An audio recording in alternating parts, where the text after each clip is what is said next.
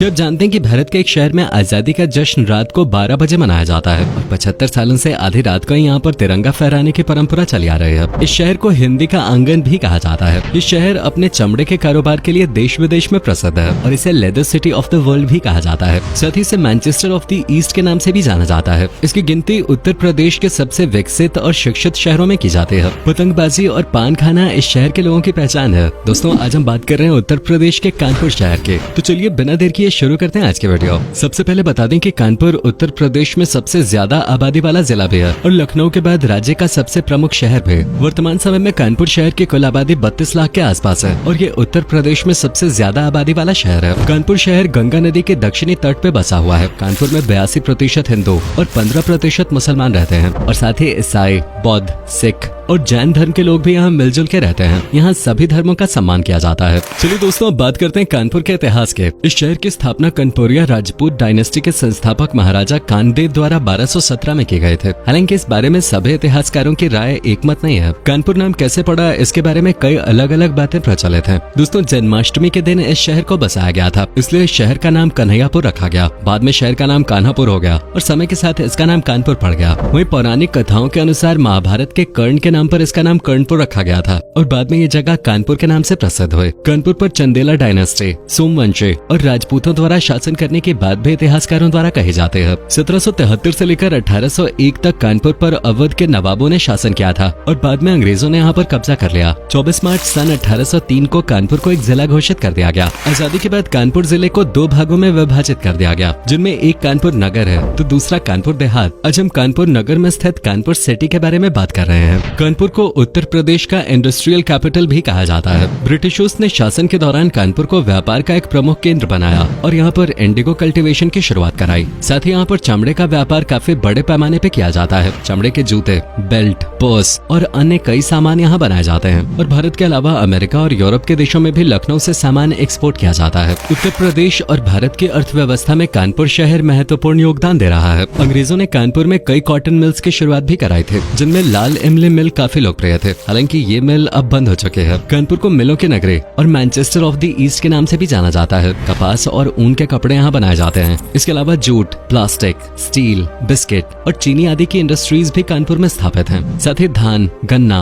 गेहूं और मक्का जैसी फसलों का उत्पादन भी कानपुर में किया जाता है। कानपुर आर्टिफिशियल लिम्स के लिए भारत का सबसे बड़ा निर्माण केंद्र है। कानपुर में भारत का दूसरा सबसे पुराना 9 होल हाफ गोल्फ कोर्स है। कानपुर शहर के बीच में क्लॉक टावर भी है, जो इस पूरे शहर की शान माना जाता है। इस क्लॉक टावर को अंग्रेजों ने सन 1932 में बनवाया था। कहा जाता है कि उस समय करीब 15 किलोमीटर दूर तक कानपुर के क्लॉक टावर की आवाज जाया करते थे और लोग इस क्लॉक टावर के समय के अनुसार अपनी घड़ी के समय का मिलान किया करते थे। इसके अलावा अंग्रेजों ने 5 अन्य क्लॉक टावर भी कानपुर में बनवाए थे। कहा जाता है कि कानपुर में ध्रुव का जन्म हुआ था और उन्होंने यहाँ पर कठोर तप कर अमृत की प्राप्ति कर ले थे। बाद में वे ध्रुव तारा बन गए, जो आज भी हमें आसमान में नजर आता है। जिस स्थान पर ध्रुव ने तपस्या की थे, उस स्थान को ध्रुव टीला के नाम से जाना जाता है। यहाँ पर एक प्रतिमा भी स्थापित है। हालांकि टीले का काफी हिस्सा अब जल में समाहित हो गया है। एक समय पर कानपुर में नदी के एक छोर से दूसरे छोर जाने के लिए परमिट की जरूरत पड़ते थे और उस जगह को आज परमत के नाम से जाना जाता है। आपको जानकर हैरानी होगी कि कानपुर के मेस्टन रोड चौराहे पर हर साल 14 अगस्त की रात को 12 बजे झंडा फहराया जाता है। ये परंपरा पिछले 75 सालों से निभाई जा रही है। आधी रात को जोरदार आतिशबाजी की जाती है और राष्ट्रीय गान के साथ तिरंगा फहराया जाता है।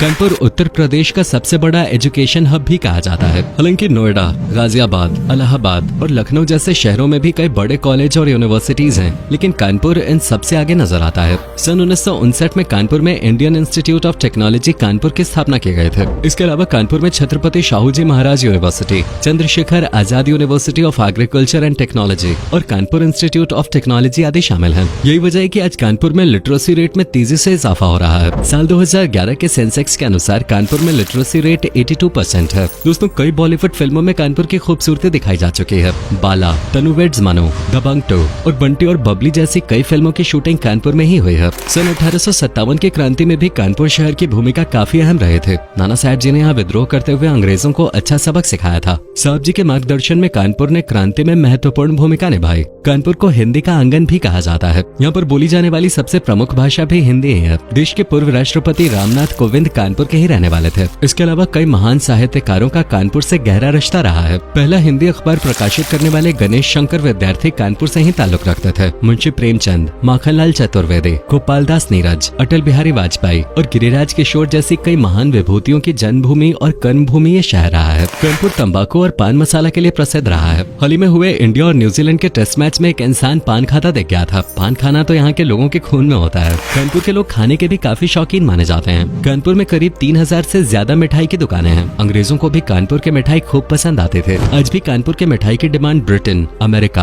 दुबई और कनाडा जैसे देशों में देखी जाती है। कानपुर की प्रसिद्ध मिठाइयों में लड्डू, काजू कतली, पेड़े, सैफरॉन पिस्ता बादाम बर्फी और सिंधी हलवा शामिल है। कानपुर की कुछ जगहें खाने के लिए काफी प्रसिद्ध हैं। अगर आप कानपुर जाएं तो थग्गू के लड्डू, बदनाम कुल्फी, पप्पू समोसा, बनारसी टी स्टॉल, पहलवान जी का स्पेशल मट्ठा, रामस्वरूप गुप्तास चाट, शुक्ला जी मक्खन भंडार, साहू कचौरी और बाबा बिरयानी का स्वाद एक बार जरूर चखें। हर एक आइटम का बेस्ट टेस्ट आपको कानपुर में मिलेगा। कानपुर में यूं तो साल भर कई त्योहार मनाए जाते हैं, लेकिन होली का त्योहार यहाँ सबसे ज्यादा धूमधाम से मनाया जाता है। एक हफ्ते तक कानपुर के लोग होली खेलते हैं और गंगा स्नान के बाद त्योहार का समापन होता है। 7 दिनों तक खेली जाने वाली इस खास होली की शुरुआत अंग्रेजों का विरोध करने के लिए की गई थी। बताया जाता है कि एक बार किसी स्थानीय शख्स ने ब्रिटिश अधिकारी के ऊपर रंग फेंक दिया था और ब्रिटिशर ने गुस्से में आकर उस शख्स को जेल में डाल दिया। लोगों ने अंग्रेजों का जमकर विरोध किया। विरोध में लोग एक हफ्ते तक होली खेलते रहे और अंत में उस शख्स को अंग्रेजों ने रिहा कर दिया। रिहाई के बाद उसने होली खेली और गंगा स्नान किया। तब से लेकर आज तक कानपुर के लोग एक हफ्ते तक होली का त्योहार मनाते आ रहे हैं। ऐसे ही अन्य कई परंपराओं का निर्वहन कानपुर के अलग अलग गाँवों में आज भी किया जाता है। कानपुर शहर अपनी अजीब परंपराओं के लिए भी प्रसिद्ध है। कुर्था गाँव में चंद्रिका देवी का मंदिर है, जहाँ महिलाएं संतान प्राप्ति के लिए मन्नत मांगने जाती हैं और मन्नत पूरी होने के बाद इसी मंदिर परिसर में संतान का पहला मुंडन कराया जाता है। कानपुर में आज भी कई ऐसी परंपराएं निभाई जाती हैं जो आपको देश के अन्य किसी कोने में देखने को नहीं मिलेंगे। यहाँ की महिलाएं अपने बेटे की शादी में जाने के बजाय घर पे ही रहकर नकटोरा खेलते हैं, जिसमें वो दूल्हा दुल्हन बनकर अजीब जोक्स मारते हैं और कई रस्में अदा करते हैं। इसके अलावा यहाँ की कुछ जगहों पे जब सूखा पड़ जाता है तो गाँव की महिलाएं नंगी होकर बैल बन के हल चलाते हैं और उस स्थान पर पुरुषों का आना मना होता है।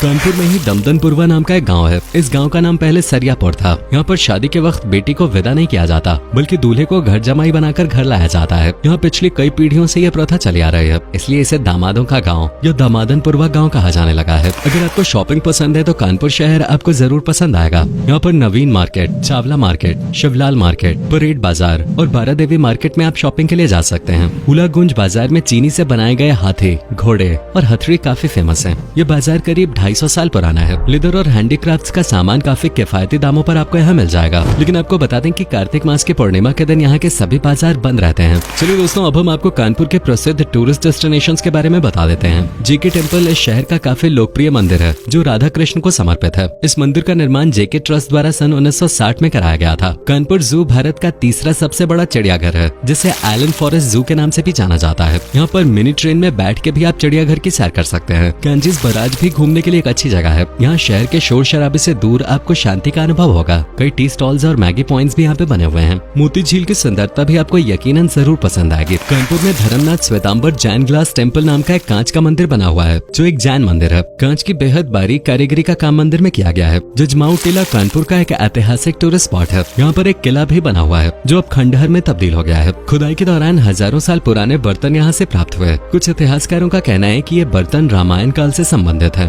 बिठूर कानपुर के एक तीर्थ स्थल के रूप में विख्यात है। इसे लवकुश के निवास स्थान के रूप में भी जाना जाता है। इसी स्थान पर महर्षि वाल्मीकि ने रामायण की रचना किए थे। इसके अलावा भीतर गाँव, इस्कॉन टेम्पल और आनंदेश्वरी टेम्पल भी कानपुर के प्रसिद्ध मंदिरों में शुमार है। कानपुर में प्राकृतिक सुंदरता का अनुभव करना है तो आप फूलबाग पार्क, नाना राव पार्क या जापानी गार्डन आ सकते हैं। और अगर आप कानपुर के इतिहास के बारे में अधिक गहराई से जानना चाहते हैं तो आप कानपुर म्यूजियम लाइब्रेरी भी विजिट कर सकते हैं। कानपुर जाने के लिए आप सड़क मार्ग, रेल मार्ग या हवाई मार्ग किसी भी साधन का इस्तेमाल कर सकते हैं। कानपुर एयरपोर्ट शहर का सबसे प्रमुख हवाई अड्डा है, तो वहीं कानपुर सेंट्रल यहाँ का सबसे प्रमुख रेलवे स्टेशन है। Kanpur central railway station Bharat के सबसे व्यस्त रेलवे स्टेशन में से एक है। सन 1859 में कानपुर में रेलवे की शुरुआत किए गए थे। कानपुर में घूमने के लिए आप टैक्सी या बस का इस्तेमाल कर सकते हैं और साल 2021 में कानपुर के कुछ हिस्सों में मेट्रो रेल की शुरुआत भी कर दी गई है। फिलहाल मेट्रो के विस्तार का काम लगातार जारी है। कानपुर घूमने के लिए 2 से 3 दिन का समय पर्याप्त है। 15 से 20 हजार रुपए में आप आराम से कानपुर शहर का दीदार कर सकते हैं। तो दोस्तों, ये था भारत के सबसे अनोखे शहरों में से एक कानपुर। उम्मीद करता हूँ कि आपको हमारा ये एपिसोड पसंद आया होगा। आप में से अगर कोई है कानपुर या फिर उत्तर प्रदेश से तो हमें जरूर बताइएगा। हमें नीचे कमेंट करके जरूर बताएं कि आज के वीडियो में आपको कानपुर की कौन सी बात सबसे ज्यादा अच्छी लगे। वैसे कि आप कभी गए हो कानपुर, और अगर गए हो तो आपका एक्सपीरियंस कैसा रहा, ये भी हमारे साथ शेयर जरूर कीजिए।